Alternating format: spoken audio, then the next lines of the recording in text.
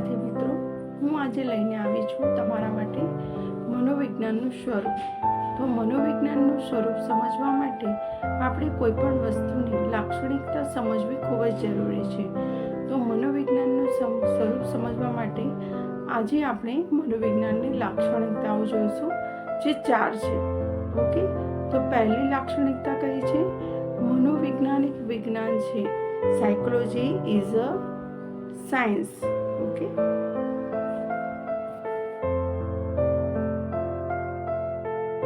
આપણે પહેલા જોઈશું મનોવિજ્ઞાન એક વિજ્ઞાન છે. મનોવિજ્ઞાનને કેમ વિજ્ઞાન તરીકે ઓળખવામાં આવે છે? કારણ કે મનોવિજ્ઞાન એ વિજ્ઞાન જાણે કે મનોવિજ્ઞાનની પ્રથમ પ્રયોગશાળા કોણે સ્થાપી? વિલિયમ વુન્ટે. કઈ સાલમાં? 1879માં. અને જર્મનીમાં લિપ્સિંગ શહેરમાં એમને મનોવિજ્ઞાનની પ્રથમ પ્રયોગશાળા સ્થાપવામાં આવી હતી.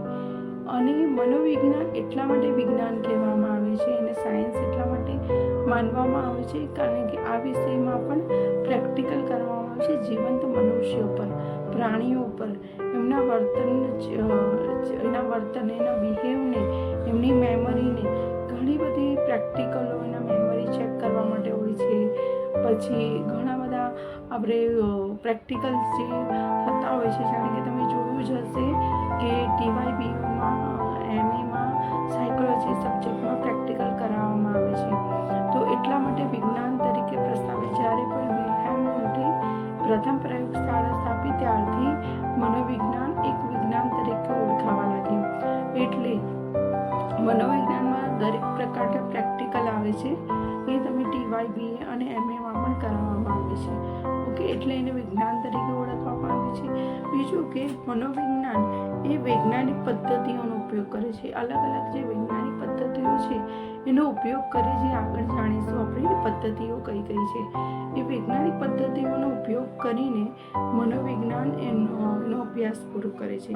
અને જે અભ્યાસો છે એ જીવંત પ્રાણી અને મનુષ્યો પર કરવામાં આવે છે.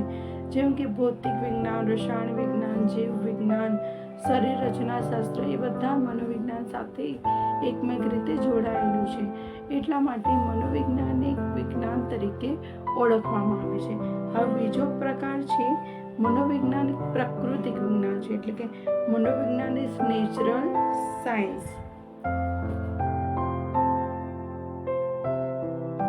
મનોવિજ્ઞાન એ પ્રાકૃતિક વિજ્ઞાન છે, એટલે કે નેચરલ સાયન્સ છે. કારણ કે મનોવિજ્ઞાન એ જીવંત મનુષ્ય અને પ્રાણીઓ પર એના પ્રયોગો કરે છે, એમના વર્તન ચકાસે છે. કોઈ પણ વ્યક્તિ કોઈ વર્તન કરે છે, એનું કારણ શું છે? દરેક વ્યક્તિ કંઈ ને કંઈ જે વર્તન કરે છે એની પાછળ કોઈને કોઈ કારણ છુપાયેલા જ હોય છે. કોઈ વ્યક્તિ ખુશ છે તો એનું કારણ શું છે? કેમ એ ખુશ છે? કેમ એ માઇન્ડની અંદર એવું શું થાય છે જેનાથી વ્યક્તિ ખુશ થાય છે? એની સાથે શું એવી ઘટના બની કે જે ખુશ છે? જ્યારે દુઃખી છે તો કેમ દુઃખી છે? એની પાછળ કારણ શું છે? દુઃખનું કારણ. એ બધી વસ્તુનો અભ્યાસ મનોવિજ્ઞાન દ્વારા એના વર્તનને ચેક કરવા માટે કરવામાં આવે છે. એટલે એ પ્રાકૃતિક છે, એટલે કે નેચરલ વસ્તુને ચકાસવાનો મનોવિજ્ઞાન પ્રયાસ કરે છે.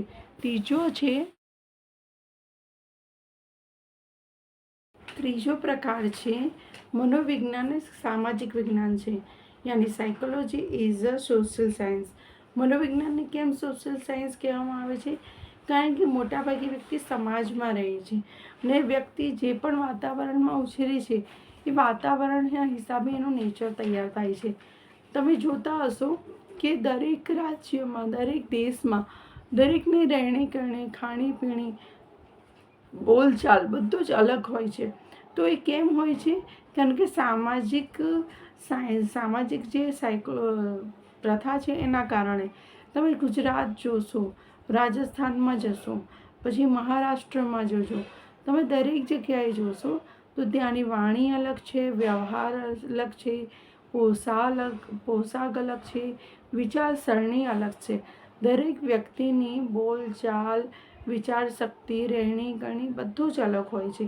તમે જોતા હશો શહેરની વ્યક્તિઓ અલગ રીતે જીવતી હોય છે અને જે ગામડામાં રહેતા લોકો હોય છે એમની બોલચાલ, રહેણી કરણી દરેક વસ્તુ અલગ હોય છે. તો એમની દરેક બાબતોનો દરેક વચ્ચે કંઈ ને કંઈ તફાવત હોય છે. તમે ગામડાઓમાં જશો તો એ લોકો ચૂલા પર ખાવાનું બનાવતા હશે, પછી એ લોકો વહેલા ઉઠતા હશે, વહેલા સૂતા હશે, એ લોકો આખો દિવસ ખેતી કામ કરતા હશે. એવી રીતે જ્યારે તમે શહેરમાં જોશો તો નોકરી ધંધા કરતા હશે લોકો થોડા વહેલા મોડા સૂતા હશે, મોડા ઉઠતા હશે. એ લોકોની બોલચાલ પણ થોડી અલગ હશે, પહેરવેશ અલગ હશે. દરેક વસ્તુમાં તફાવત તમને જોવા મળશે. આ સામાજિક સાંસ્કૃતિક વાતાવરણના આધારે માનવ વર્તનને સમજવાનો પ્રયત્ન કરવામાં આવે છે. હવે ચોથો પ્રકાર છે મનોવિજ્ઞાન વર્તનિક વિજ્ઞાન છે, એટલે psychology is a behaviour science. હવે ચોથો પ્રકાર છે મનોવિજ્ઞાન વર્તનિક વિજ્ઞાન, એટલે કે psychology is a behaviour science. જેવી રીતે માનવી કે પ્રાણીના વર્તનનો અભ્યાસ કરે છે તેવી રીતે વર્તનિક વિજ્ઞાનનો તરીકે ઓળખાય થાય છે. મનોવિજ્ઞાન ઉપરાંત સમાજશાસ્ત્ર, અર્થશાસ્ત્ર, રાજ્યશાસ્ત્ર, નૃવંશશાસ્ત્ર વગેરે વિજ્ઞાનો માનવીના વર્તનનો અભ્યાસ કરે છે. એટલે કે આ બધા સબ્જેક્ટોનું કામ શું છે? માનવીના વર્તનનો અભ્યાસ કરવાનું છે. અને વિજ્ઞાનોમાં મનોવિજ્ઞાન પણ માનવી અને પ્રાણીના વર્તનોનો અભ્યાસ કરે છે. તમે કૂતરા પર પ્રયોગો જોયા હશે, બિલાડી પર જોયા હશે, ચિમ્પાન્જી પર જોયા હશે. પ્રાણીઓ પર પણ પ્રેક્ટિકલ કરવામાં આવે છે. હવે પ્રાકૃતિક વિજ્ઞાનો સામાજિક વિજ્ઞાનો વચ્ચે સાત્વિક તફાવતો રહ્યા નથી. હવે બધા વિજ્ઞાનોના જ્ઞાનનો ઉપયોગ એકબીજામાં કરવામાં આવે છે. ભૌતિકશાસ્ત્રના જ્ઞાનનો ઉપયોગ મનોવિજ્ઞાનના માનવીની શરીર રચનાના અંગો, આંખ, કાન વગેરે જોવાની અને સાંભળવાની ક્ષમતાના સંદર્ભે કરે છે. જ્યારે આપણે શરીર રચના શાસ્ત્રના જ્ઞાનનો ઉપયોગ ભૌતિક વિજ્ઞાન પોતાના સિદ્ધાંતો માટે કરે છે. આમ સીટી મોર્ગનના શબ્દોમાં કહીએ તો મનોવિજ્ઞાન એવું વર્તનિક વિજ્ઞાન છે જે ભૌતિકશાસ્ત્ર જેવા પ્રાકૃતિક વિજ્ઞાનો, સમાજશાસ્ત્ર, નૃવંશશાસ્ત્ર જેવા સામાજિક જ્ઞાનનો સમન્વય કરવા, મતલબ કે મનોવિજ્ઞાન સાથે ભૌતિકશાસ્ત્ર, પ્રાકૃતિક વિજ્ઞાન, સમાજશાસ્ત્ર, નૃવંશશાસ્ત્ર એ બધા જ વિજ્ઞાનો જોડાયેલા છે, એકબીજા સાથે પરસ્પર છે. એ બધાનું કામ શું છે?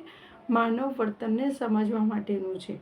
ઓકે, તો આ ચાર જે લાક્ષણિકતા છે એ એનું સ્વરૂપ છે. જ્યારે પણ મનોવિજ્ઞાન સબ્જેક્ટમાં તમારે એ સબ્જેક્ટના લોંગ ક્વેશ્ચન પૂછાય તો તમારે એના ટૉપિક ખાસ યાદ રાખવાના છે.